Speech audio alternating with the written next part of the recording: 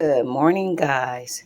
So I did a video on TikTok and I made this outfit and it had the shingles and everything. I'm also going to load a picture. If you guys want to see the actual video, y'all have to go on A. Marie Lace Wigs on TikTok. And just letting you guys know, my TikTok channel, I have fun, I dance, I crack jokes.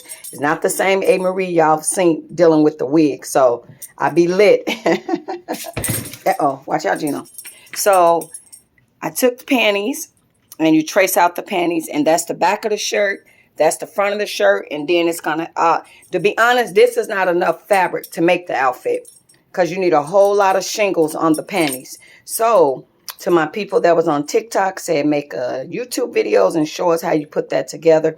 This is how I put that together. So on each leg I had about 30 tassels on this side, 30 tassels on that side to make it really full. So, okay, I'm going to show you guys some pictures, and this is how I put that together. You guys have an awesome Saturday. Bye-bye.